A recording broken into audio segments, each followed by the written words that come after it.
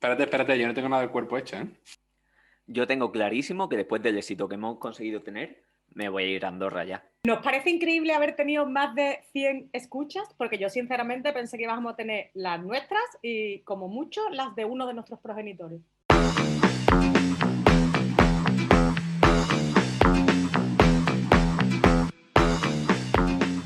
Muy buenas tardes, chicas y chicos, señores y señoras, bienvenidos, bienvenidas una tarde más a La Fresquita, tu podcast de comunicación política, salseo, faltadas y risas en general.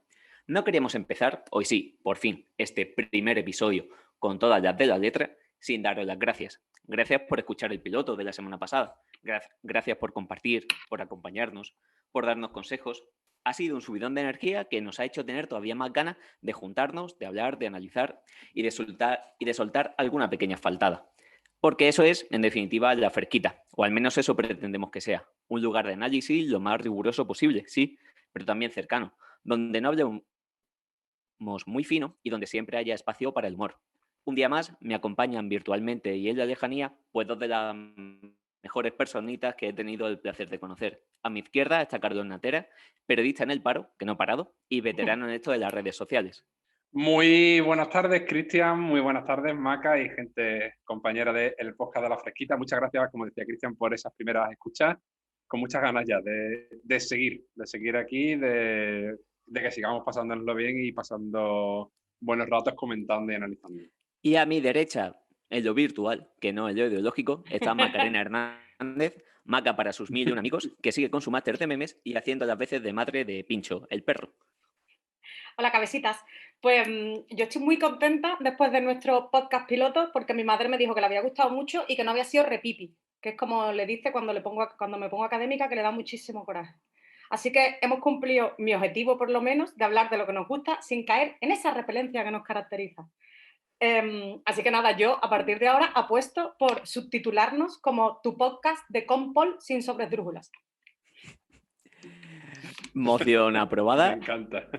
En fin, como decía, y este que les habla, Cristian Gracia, andaluz exiliado en el frío norte. En serio, hace mucho frío, llueve todo el día. Ayer tuvimos suerte y solamente llovió un ratito por la mañana e hizo sol. Pero por lo demás, en fin, no está mal, pero podría estar mejor.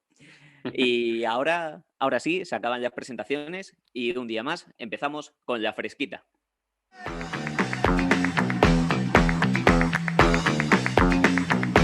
¿Y de qué vamos a hablar hoy? Pues de Twitter, la censura y alguna cosita más. Maca, ¿por qué no nos cuentas qué ha pachado? Pues eso, hoy habíamos llamado al programa lo de Twitter y Trump, pero os voy a resumir un poquito qué ha pachado exactamente. Pues bueno, si en las elecciones estadounidenses de 2016 las fake news estuvieron en el centro del debate, ¿os acordáis de aquello del sótano de una pizzería progre donde había demócratas que traficaban con niñas y un tipo se metió allí dando tiros? Muy lógico todo. Y también unos macedonios que andaban como monos locos compartiendo todas las movidas. Bueno, pues después del percal ese, para estas elecciones las plataformas habían decidido tomar un poquito de carta en el asunto porque se les estaba yendo la cosa un poquito de las manos. Y, por ejemplo, Facebook empezó a controlar el reenvío de mensajes y Twitter tuvo una genial ocurrencia de ponerle un letrerito a algunos tweets que decían este tweet puede contener información falsa o engañosa. La mayoría de estos letreritos cayeron en la cuenta del POTUS, que en este caso era Trump, y él se enfadó un poquillo, la verdad, porque este hombre las cosas no se las ha tomado nunca muy bien. Con el asalto al Capitolio la cosa pasó a mayores y Twitter se vio obligadísimo a bloquearle la cuenta a Trump permanentemente por incitación a la violencia. Esto no solo pasó en tierras yanquis, sino que hace una semana, aquí en este Estado español, que tanto coraje le da a Cristian que diga eso, en esta Españita nuestra, pues Twitter le bloqueó la cuenta a Vox por incitación al odio, ya que no tuvieron otra ocurrencia los chaveas de vincular inmigración y terrorismo en su campaña por las elecciones catalanas. ¿Cositas nazis? Sí, cositas nazis. Entonces, con este tema se mezclan varias cuestiones. Por un lado tenemos la libertad de expresión, la plataformización de Internet, los delitos de odio, la fake news o la censura. De todas las opiniones que hemos visto por las redes, parece claro que algo hay que hacer con la propagación de desinformación a través de redes sociales y medios de comunicación, pero la gran pregunta es ¿quién debe regular esto? Y sobre todo, ¿cómo? Así que una vez planteado el escenario de debate, querría saber que me dijerais vuestra opinión sobre este tema en un titular.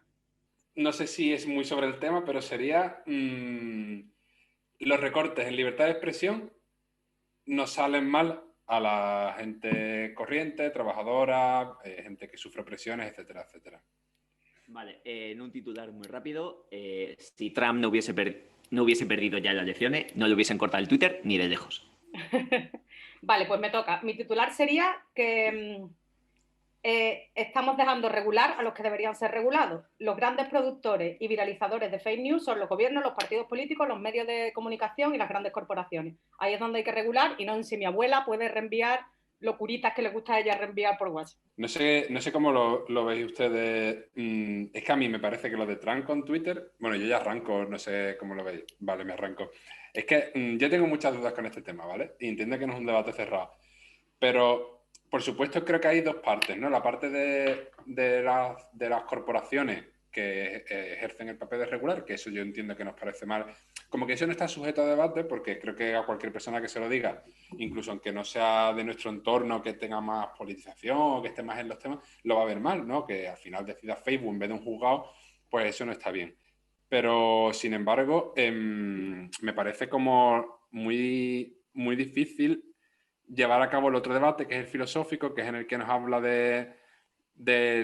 hasta dónde debe llegar la libertad de expresión, los delitos de odio y demás, que parece que es un debate que es más interesante, aunque en la práctica es el que menos nos va a afectar. Que nos va a afectar primero es el otro, ¿no? Es el debate de la censura de las multinacionales, de las corporaciones y demás. Entonces, como para mí una doble contradicción.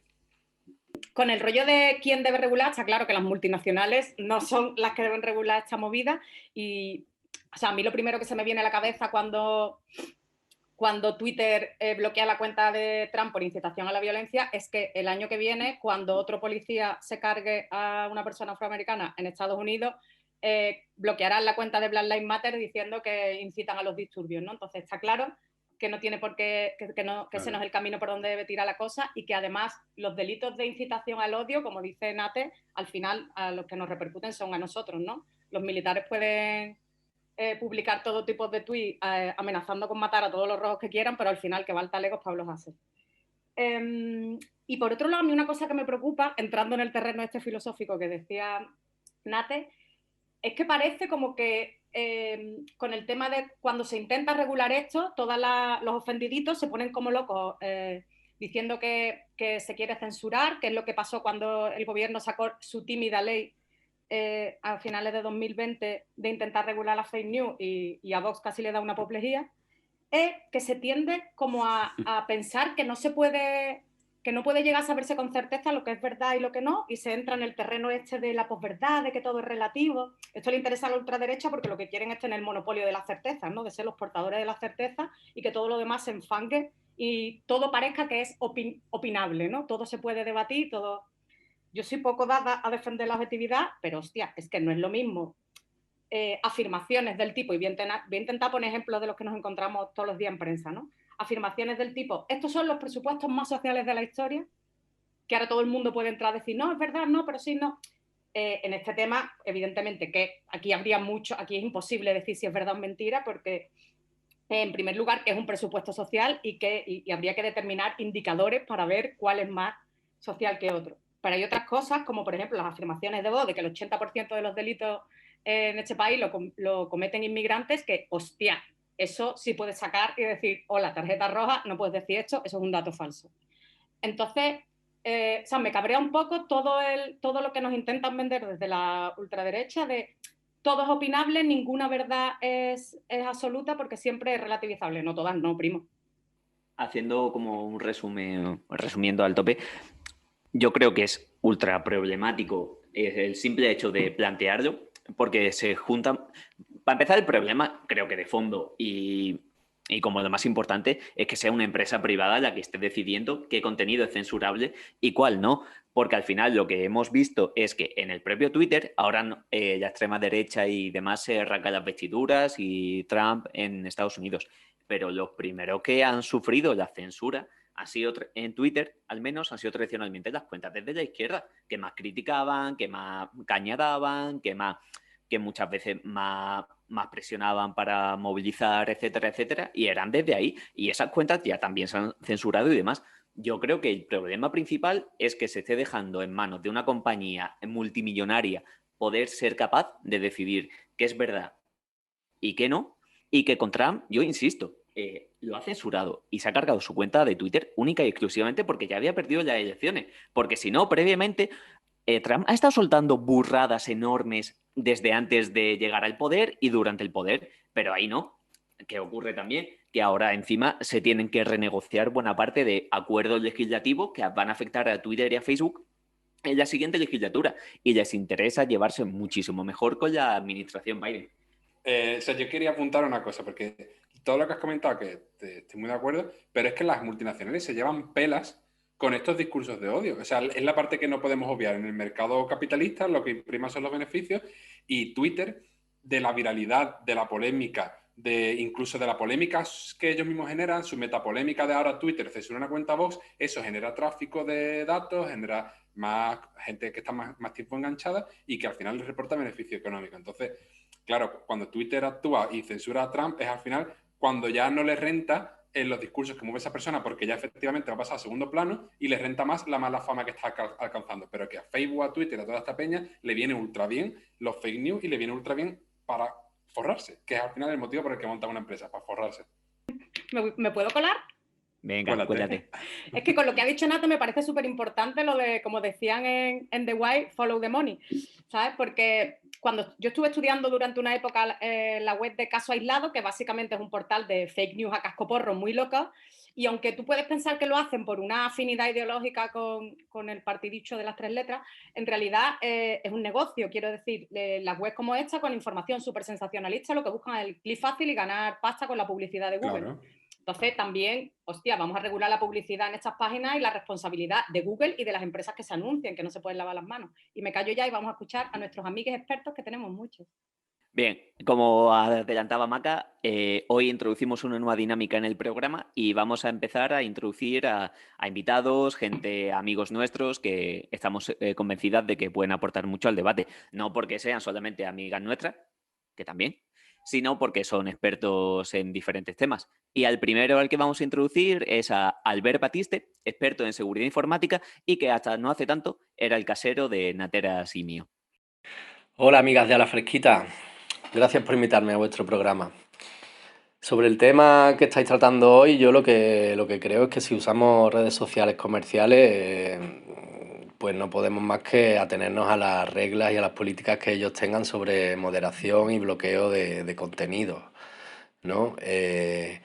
En contraposición a esto, hay otras iniciativas de software libre, de redes sociales que funcionan sobre software libre, en la que los usuarios pues tienen el poder de decisión sobre cómo funciona su red social. Un ejemplo de esto es Mastodon, que es como un Twitter pero que corre sobre software libre.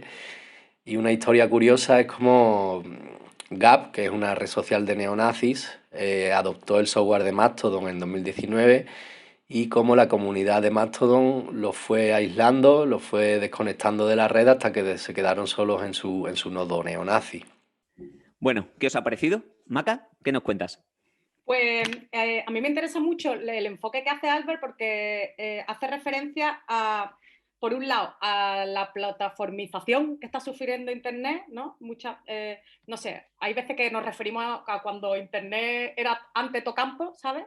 Que te podías mover libremente por ahí ni por enlace, y ahora básicamente nos movemos por Internet a base de plataformas, ¿no? Que al fin y al cabo son las que están imponiendo un poco su ley. Y a mí me da la sensación de que en ese tránsito como que nos hemos rendido un poco a pasar por el aro de Twitter, de Facebook, de Twitch y de todas estas plataformas a la hora de navegar y hemos abandonado la lucha por el software libre de la que hablaba Albert, ¿no? De la soberanía tecnológica. A mí, o sea, es cierto hace poco, cuando todos nos cabreamos por enésima vez con Twitter, nos mudamos todos a Mastodon, que es una red libre de federada, donde más o menos se estaban autoorganizando diferentes comunidades, pero al final la inercia nos llevó a volver a Twitter. Entonces, hay veces, no sé por qué, que no terminan de funcionar estas iniciativas, aunque sean masivas, Mastodon estaba todo Cristo también, y otras veces mueren un poco por su propio éxito, ¿no? Yo me acuerdo cuando el 15M, que N-1, que era una red libre de federada que formaba parte de Lorea, lo estaba petando. De hecho, prácticamente muchísimas de las actividades del 15M se gestionaban por ahí y llegó un momento que los propios activistas y militantes que estaban sosteniendo la red estaban totalmente quemados de no podemos más con esto, y también nos haría cuestionarnos cómo sostenemos estos proyectos con trabajo voluntario, ¿no? Bueno, me gustaría primero, Maca, que explicaras qué es lo del 15M, porque yo no lo entendía y me imagino que a lo mejor más gente tampoco. La red desfederada N-1, ¿eso a qué te refieres? Pues N-1 era como un Facebook para frikis en su momento, lo que pasa es que se popularizó muchísimo. N-1 era una red libre donde tú entrabas y tenías pues tus amigos, podías colgar archivos, teníamos las actas de reuniones y había muchos nodos, entonces tú podías estar en contacto con un montón de diferentes asambleas y la verdad es que o sea, normalmente el problema de las herramientas de software libre es que son bastante marginales, que tú dices, yo, ¿para qué quiero una herramienta con la que puedo hablar yo con mis 4 colegas con la que me veo todos los días? Y N-1 lo petó. Realmente se utilizó muchísimo dentro de los colectivos que estaban dentro del 15M y en el rollito. Lo que pasa es que su propio éxito llegó a un punto en el que es que hacía falta mucho curro para mantener esa infraestructura. De todas maneras, si buscáis N-1 en la Wikipedia y cosas así, te sale toda la historia y es muy guapo. Mola, mola. Pondré un enlace luego. Para mí, o sea, la reflexión de Albert a mí me ayuda mucho a pensar, yo creo. Porque es verdad lo que dice Maca, ¿no? Que al final estas redes nuevas que intentamos lanzar muchas veces no cuajan, pero yo creo que hay veces que parten de su propio error. O sea, en el nacimiento está el error, que es intentar constituir redes sociales que ya existen en un público de masa, sin generar nada distinto.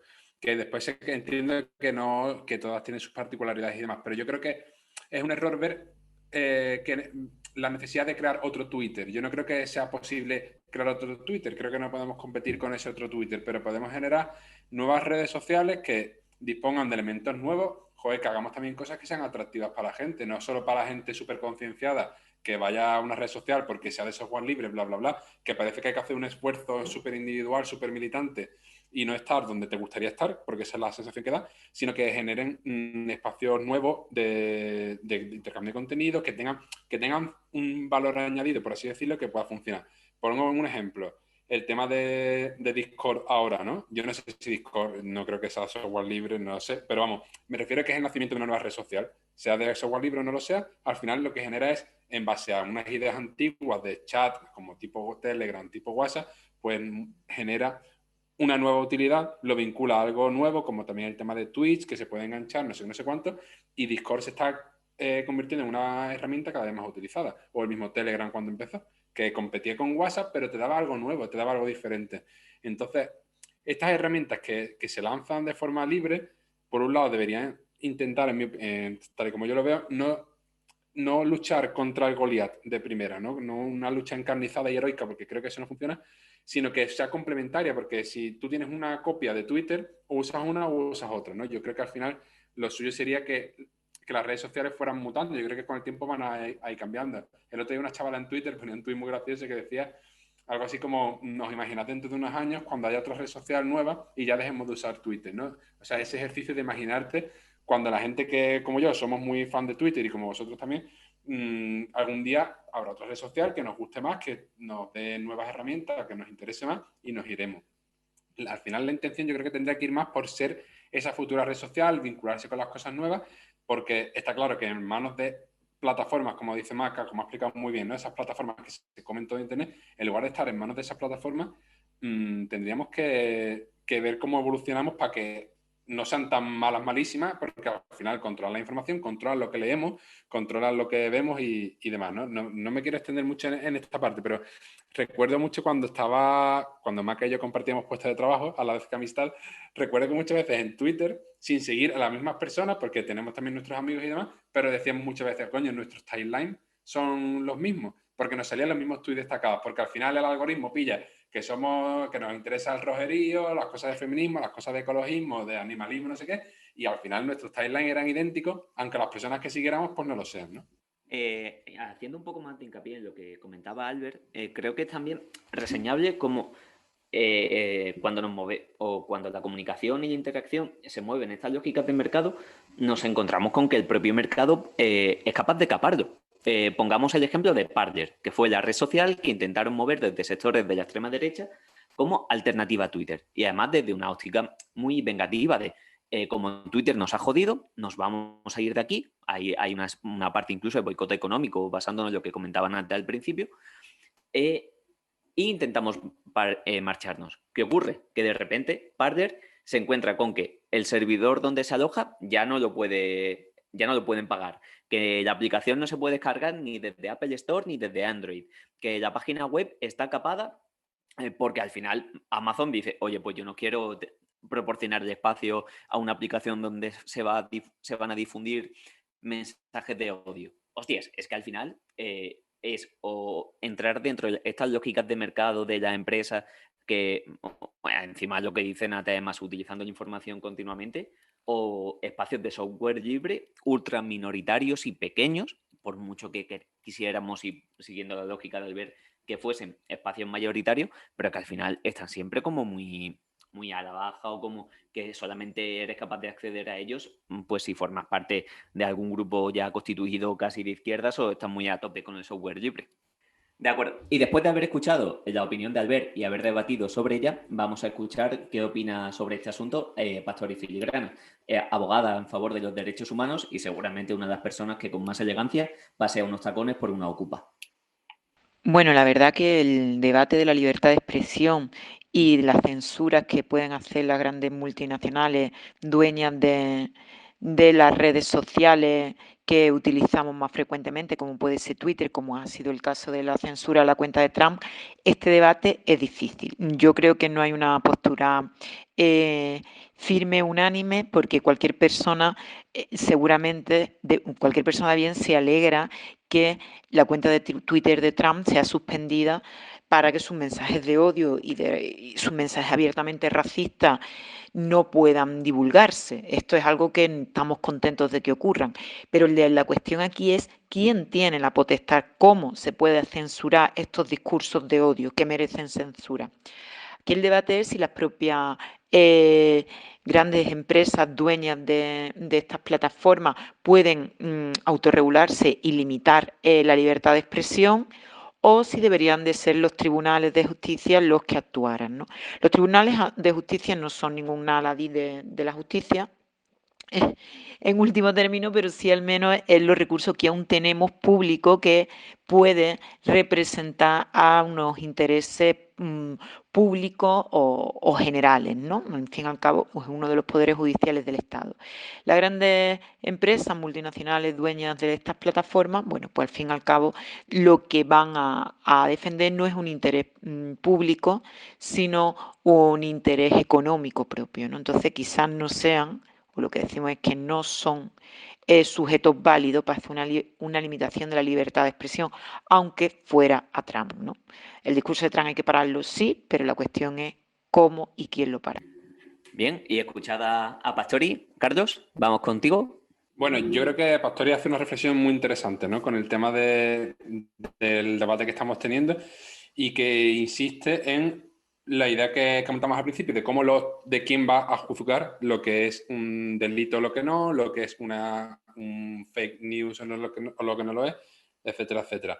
Para mí hay una cosa que ha dicho que me parece muy interesante, es lo de todos nos hemos alegrado cuando han censurado la cuenta de Vox o la de Trump, ¿no? Y con lo de Trump imagino que en Estados Unidos se alegraría mucho a la gente y aquí con Vox nos ha pasado a nosotros y a nosotras.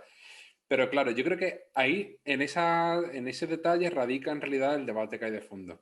Que cómo dejamos cómo defendemos luego que no nos censuren nuestras cuentas cuando ahora nos estamos alegrando con los de Vox. Creo que fue Podemos que puso un tuit como, Dios mío, qué bien que han acabado con la cuenta de Vox. Y el PSOE dijo también en un tuit que tuvo que borrar, por cierto, hay ideas que son delito, ¿no? Joder, es que cuando parece que ganamos una batallita, que a mí me parece un pensamiento muy cortoplacista, ganamos una batallita porque censuran a Vox y ahora nos alegramos obviando lo que eso implica y las implicaciones que eso tiene, porque en realidad este debate lo estamos teniendo en un contexto político donde la extrema derecha es la que tiene sus ideas fuerzas en auge. Si ahora coincidiera que el 15 en vez de ser hace 10 años hubiera sido ahora, nuestras ideas, nuestras ideas que estaban entonces en auge serían entonces las censuradas, porque lo que decía Maca, el relativismo es verdad que nos viene mal para establecer qué puede ser verdad o qué no. Y es verdad que hay datos que son objetivos. Pero incluso hablando de tema de cometer delitos, ¿no? Maca decía antes de ejemplo, hay un dato que es mentira, que difunde Vox, que el 80% de los delitos los cometen personas migrantes. Pero imagínate que ese tuit fuera el 80% de los delitos que la sociedad más repudia o de los delitos más censurables o de los peores delitos. Eso entraría en lo opinable, ¿no? Porque a lo mejor para Vox le parece que los delitos relacionados con el trapicheo o con los hurtos pequeños y demás son los peores, y a mí me parece que los peores son una violación a una mujer, pero a eso a ellos no les parece que sea malo. Entonces entramos en la ideología, porque de fondo lo que tenemos son problemas políticos que hasta ahora solo se está solucionando o intentando solucionar con mecanismos desde las empresas tecnológicas o desde pues que lo hagan los jueces, ¿no? Pero los jueces sobre qué van a legislar, van a legislar sobre las leyes que establezcamos. Y esa ley, ¿qué va a primar? ¿La libertad de expresión o el derecho a sostener nuestro honor, nuestra dignidad o una información veraz? Porque si ni los medios de comunicación tradicionales cumplen muchas veces con los datos que dan, que es que son prácticamente objetivamente mentiras, aunque no me gusta tampoco hablar de objetividad, pero mienten descabelladamente, ¿no? Y no pasa nada, porque están muy protegidos. En redes sociales, ¿qué vamos a hacer? ¿Vamos a ser más censores que en un medio de comunicación tradicional porque son redes sociales y porque mi opinión vale menos que la de La Razón o la de la ABC? No lo sé, lo dejo ahí. Yo, la verdad, que también, o sea, aunque de primeras me pueda dar cierta así regustillo cuando le suspenden la cuenta a Vox o a Trump, la verdad es que no me alegro. O sea, cualquier tipo, porque lo primero que se me viene a la cabeza es cuándo se nos va a volver en contra, ¿no? A nosotros. Y menos dejarlo en manos, pues de eso, de una multinacional como Twitter, que por ejemplo hay numerosos informes que demuestran cómo se pasa la violencia de género online y el acoso a las mujeres por el arquísimo del triunfo. Quiero decir, Twitter nunca toma medidas contra el acoso a mujeres, a activistas, a gamers que se han visto acosadas pasando mucho más del online hasta su vida personal online. Entonces, desde luego en sus manos no lo dejaría. Lo que sí me parece, sin meternos, o sea, yo no creo que todo sea debatible, todo sea relativo y todo sea opinable. Hay cuestiones que me parece que desde los medios de comunicación y desde, esto lo plantearía luego en la parte de propuesta, hay un término que el informe del colectivo XNet sobre la fake news llama, influenciadores de opinión, gente que tiene mucha influencia a la hora de formar opinión. Hay ciertos criterios que tiene que cumplir y que ya existen en los medios de comunicación, que son contrastar un mínimo de la información que da y dar datos veraces, ¿no? Y yo quería hablar de dos cosas con este tema, muy brevemente.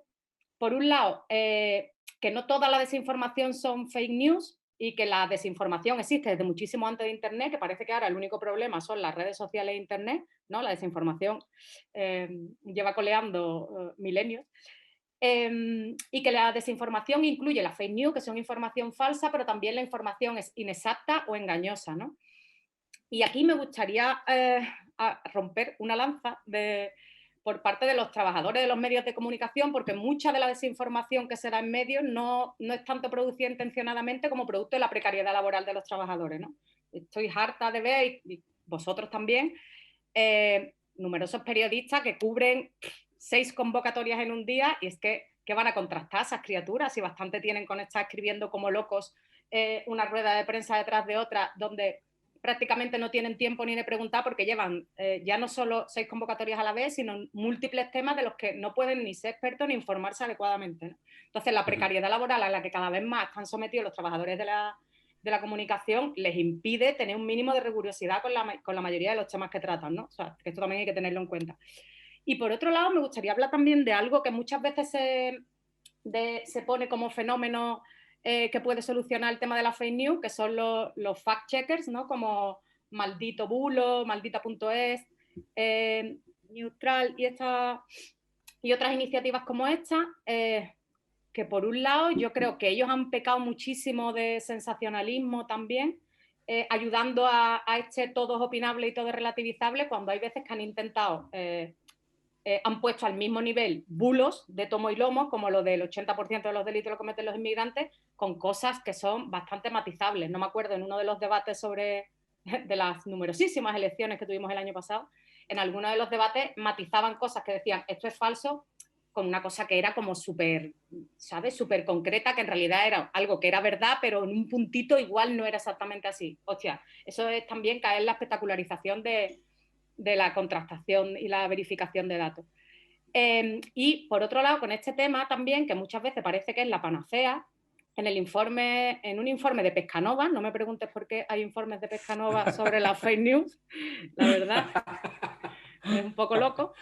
Ellos afirman que solo el 5,8% dice contrastar o verificar la información, pero solo el 13% de los que leyeron o escucharon las fake news luego leyeron la verificación de datos. Entonces, esto así como arma masiva no nos va a servir. Para nada. Además es un movimiento muy defensivo, ¿no? O sea que el bulo, precisamente una de las cualidades que tiene un bulo es su rápida propagación por muchísimos medios, lo que tú decías antes, ¿no? Si a tu madre le llega en el grupo de WhatsApp de las amigas un bulo, no le va a llegar el enlace de maldita porque una información hecha como para contrastar con su verificación y tal, por muy bien hecha que esté, que yo también tengo dudas con ese tipo de plataformas, pero por muy bien hecha que esté, no es viral, porque la naturaleza de lo viral es lo espectacular, lo sensacionalista, entonces es como, bueno, predicar en el desierto, ¿no? Me parece a mí un poco lo de estas plataformas. Vale, yo sí, recogiendo un poco parte del debate que estamos teniendo, me gustaría hacer varias matizaciones. Estamos planteando continuamente y entiendo que lo planteemos, ¿de acuerdo? Porque para mí también es un miedo. ¿Qué va a pasar cuando esto se vuelva contra nosotras? Pero es que creo que eso ya está pasando. De hecho, creo que muchas de las principales cuentas que fueron censuradas al principio en Twitter y borradas y perdieron seguidores, estuvieron bloqueadas durante mucho tiempo, fueron cuentas que actuaban o trabajaban desde posiciones de izquierda. Así que creo que eso ya lo tenemos en contra. Otra cosa es que, en general, las cuentas de izquierda pues no estén soltando las mismas barras basadas y burradas contra que otras cuentas como las de Vox. También creo que porque, en general, hemos aprendido a autocensurarnos muchísimo más y a tener como mucho más cuidado de qué se dice, qué no se dice, etc. Luego también creo que yo no tengo tanto problemas con que se censuren una serie de mensajes como quien lo hace. Me explico. Creo que hay que perseguir el acoso. Creo que hay que perseguir las campañas de difamación contra gente. Creo que hay que evitar todo eso. Mi duda está en que lo haga una empresa privada como Twitter. De hecho, me parece, no tengo claro si es como más positivo o más negativo y me gustaría saber vuestra opinión. Que, por ejemplo, en Twitch lo que han decidido es ser como mucho más drástico. Son los gestores de contenido, los creadores de contenido, los que son moderadores de sus canales y de sus comunidades. Y son ellos los que tienen que utilizar herramientas de moderación, de baneo y de borrar a sus usuarios, a la gente que sigue sus canales y participa en sus chats, para, según Twitch, según Amazon, que la empresa poseedora de Twitch, evitar acoso, evitar campañas de difamación, etcétera, etcétera, o evitar los insultos dentro de los canales de conversación. Pero claro, yo no sé hasta qué punto un chaval que se dedica a jugar a videojuegos mientras comenta la última noticia del último youtuber que se ha ido a Andorra, tiene capacidad o no de moderar eso. Hay cosas que sí parecen como muy claros cuando empiezan a acosar a tope a una chavala en redes, pero hay veces que no, que es como una cosa mucho más delicada, hasta dónde interviene, cómo interviene, no, etcétera. Tiene que ser el creador de contenido el que censure de esa manera. Pues yo no lo sé. Yo tengo mis dudas y me gustaría conocer un poco vuestra opinión. Pues yo con eso que plantea, la verdad que prefiero que sean los propios generadores de contenido a que sea la plataforma. Y esa era una de las propuestas que se ha hecho desde varios colectivos, que más que centralizar quién regula, quién modera o quién castiga, que se descentralice. O sea, como comentaba Albert en Mastodon, que sean las propias comunidades las que gestionen un poco cómo evitar pues, estos acosos, fake news o atentados contra los derechos humanos. Lo que es verdad, de lo que no estoy a favor es de aumentar las cosas o sea, como aumentar los delitos cuando básicamente ya tenemos todas las herramientas para impedir que se realicen delitos que atenten contra los derechos humanos o información que sea intencionadamente falsa.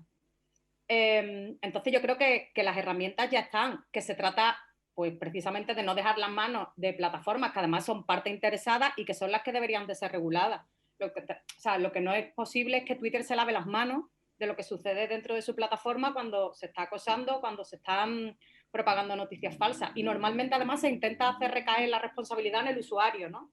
No compartas, chequea. Vale, sí, pero coño, la información falsa la estás difundiendo tú.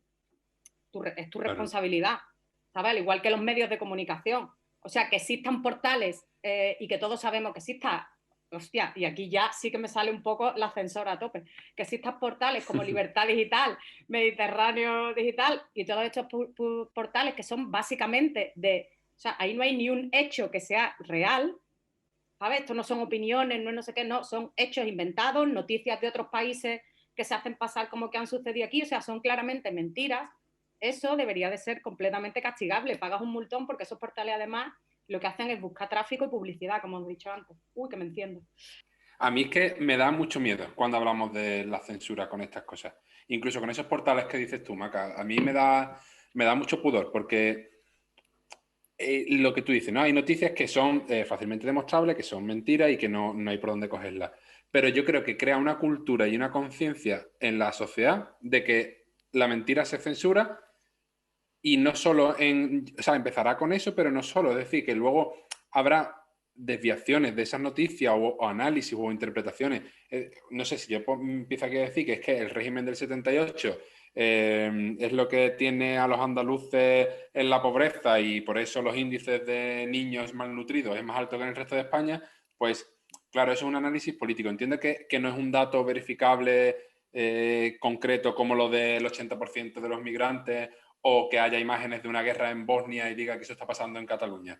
Eso soy consciente de que hay una diferencia, pero eso significa o implica abrir la puerta a que empecemos a debatir o a darle un ejemplo a la sociedad de que la solución pasa por la censura. Es como el punitivismo. A mí me parece un poco igual, aunque tiene sus matices, pero la solución para acabar con la violencia machista, por ejemplo, no puede ser, o sea, la cárcel, meter en la cárcel a una persona, a un hombre que ha violado a una mujer, no va a solucionar la violencia machista, y eso somos conscientes. Pero, porque hay que hacer algo más, ¿no? Entonces, eso es lo que yo veo que falta aquí, que por un lado, estamos hablando de censura cuando no hay otro tipo de debates ni de herramientas alrededor que nos digan qué hacer en realidad de fondo para que estos discursos de odio, de polarización, de violencia no calen, porque es lo que tú decías, la violencia ya está sancionada en el Código Penal, el acoso también, el machismo con todos sus matices o los discursos homofóbicos están sancionados en el Código Penal, es decir, una persona que sufre acoso puede hacerlo. Muy rápido y acabo. Creo que no todo es opinable, no todo es opinión, no todo es debatible. Hay una gran diferencia entre mentir intencionadamente. Quiero decir, o sea, en serio, me niego a pensar que intentar eliminar cosas como el típico vídeo, y eso lo cuelgan en portales que se hacen pasar como medios de comunicación, de dos magrebí y que te lo vendan como dos magrebí hablando de cómo acabar con Europa en Canarias, cuando son dos chavales hablando de sus cosas en otro país. O sea, eso, para mí, eso es un delito con el que se debe acabar. Quiero decir, tú, y esto no es abrir la puerta a nada, sí, porque es algo que ya existe. Un medio de comunicación, y si tú te estás intentando hacer pasar por un medio de comunicación, tú tienes que responder con información, por lo menos, que has contrastado. Y eso es intencionadamente mentir. Y me callo.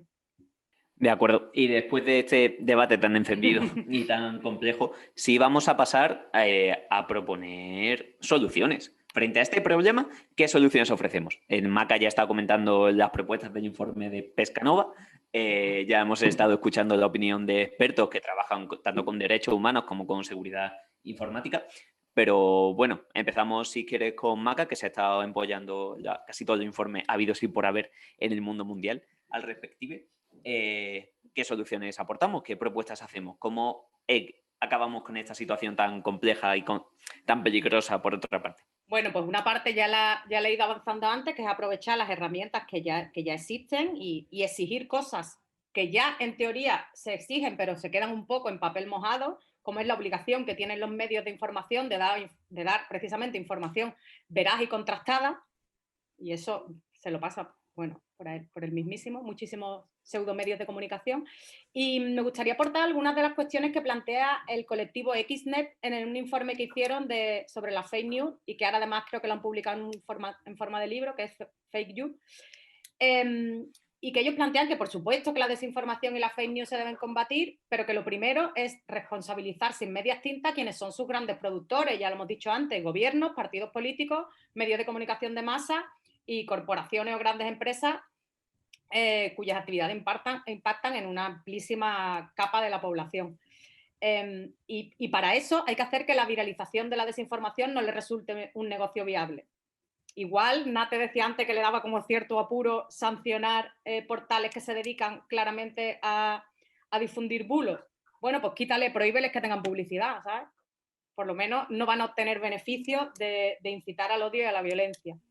Y por otro lado también ampliando las capacidades de vigilancia y de verificación de la ciudadanía. Esto lo plantean ellos, yo no sé hasta qué punto es muy real, hablan como de un fact-checking distribuido, en cierta manera lo que planteaba Cristian que se estaba haciendo en Twitch, y ellos el ejemplo que ponen, el colectivo de Xnet, es el peer review que se hace en ciencia, ¿no? En ciencia tú escribes cualquier artículo científico, lo envías y lo leen 2 personas por separado, cada uno, y te dicen, pues esto está bien, esto está mal, oye, esto te lo has inventado, o este experimento que tú dices, si lo hacen no sale así.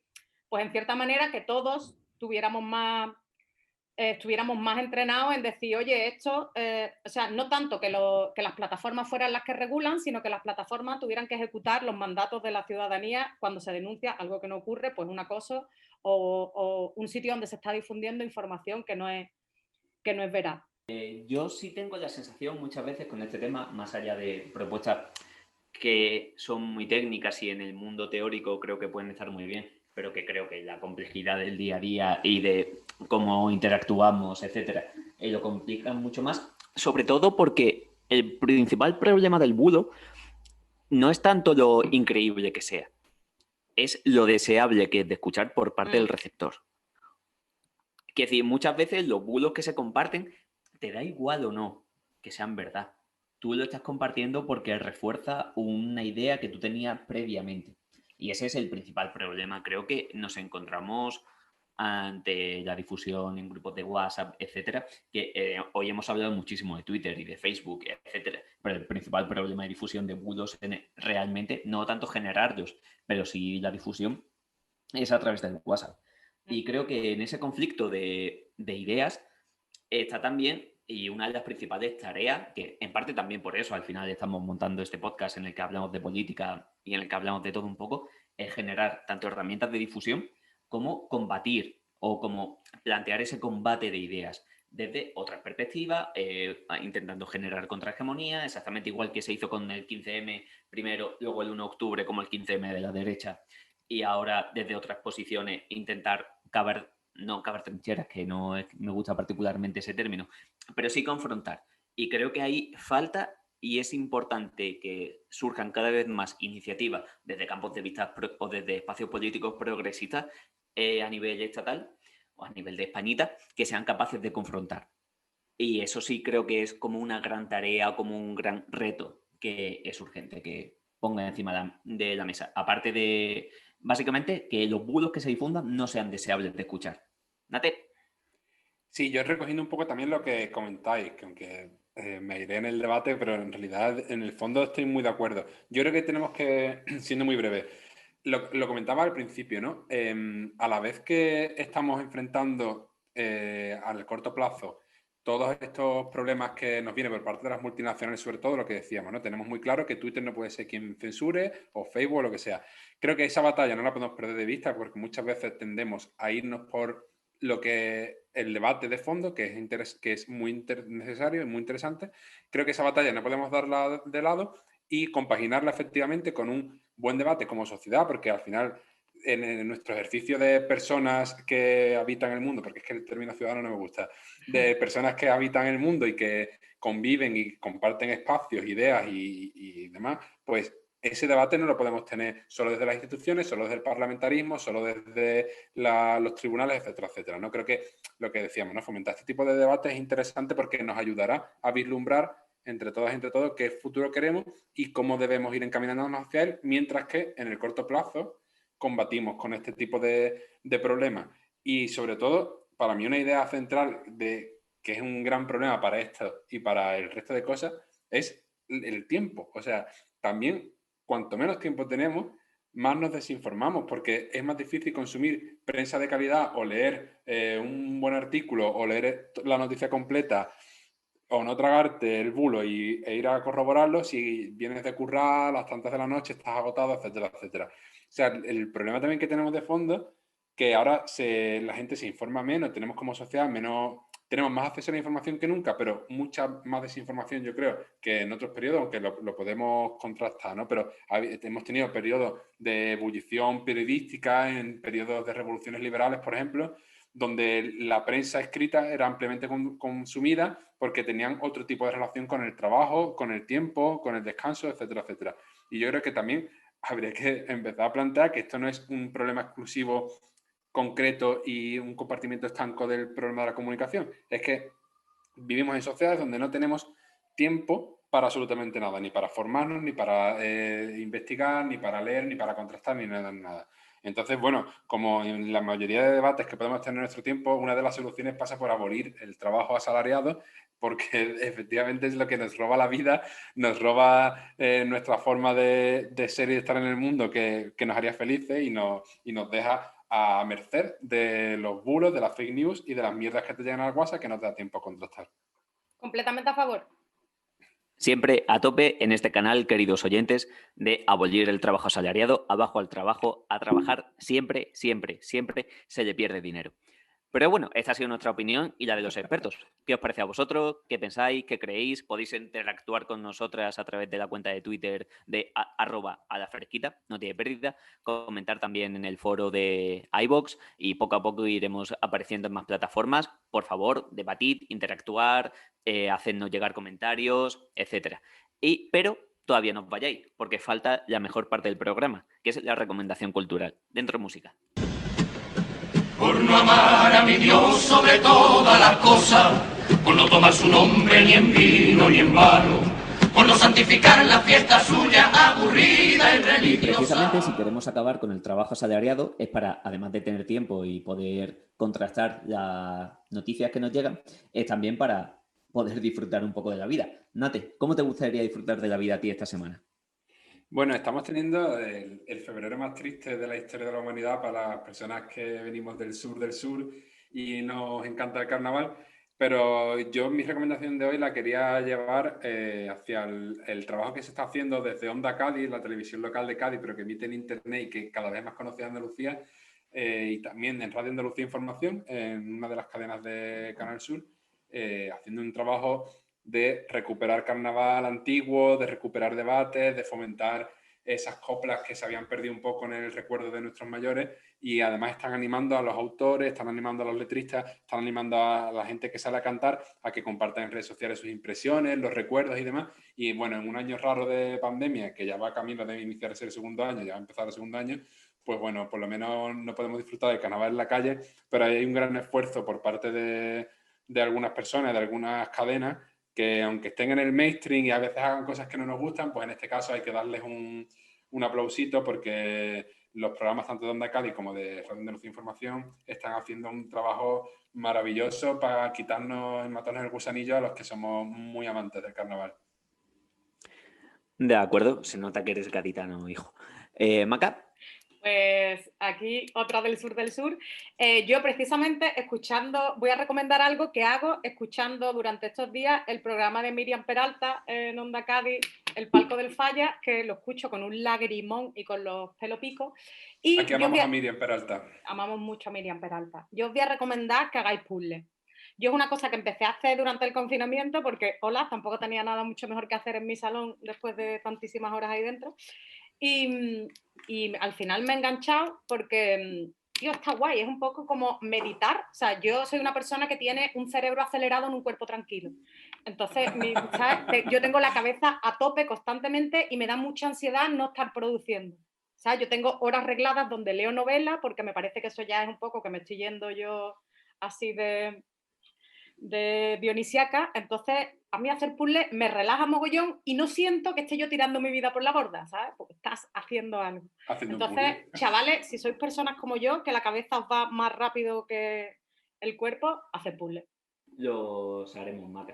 Yo, a modo de recomendación rápida, como la mayor parte de gente que me conoce sabe, me encantan los videojuegos, pero no solamente los videojuegos, sino también todo el mundillo y todo lo que les rodea. Últimamente, porque a pesar de estar en el paro, estoy bastante ocupado con mi vida, cada vez que saco un ratito me estoy leyendo Pasado Interactivo, Memoria e Historia en el videojuego, escrito por Alberto Venegas, que está muy bien porque básicamente explica cómo el videojuego se utiliza como herramienta de propaganda. Así que está súper bien, súper interesante. Y aparte de eso, también recomiendo encarecidamente que veáis Los Darrell, que está en Filming, que es una historia costumbrista, un tanto absurda, porque no hay ningún personaje que esté cuerdo de la cabeza, de una familia británica que, la verdad, no me queda todavía muy claro el por qué, se han ido a vivir en los años 20 a Grecia.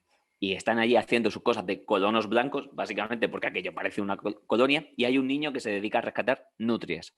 Es todo tan absurdo que es incluso entrañable y bonito. Así que, y encima la imagen es súper cálida, súper agradable de ver. Hay sobre todo el personaje de la madre es súper entrañable. Así que guay. Y La con está viendo esto, mucha gente. Yo no la he visto, pero la voy a tener que ver. pues dale, Nate. Ah, por Lo cierto, veo en Nate, Twitter a tope. he tenido varias respuestas de gente diciendo que a tope con ver lo de un asesino. Que lo van a empezar ¿Cómo a defender ver. a una asesina? Por Sí. favor, lo recomendaré cada semana. Estoy atentísimo. En fin, y ahora sí que sí, amigas, muchas gracias por acompañarnos en un programa más. Hoy sí ya acabamos ahora del todo.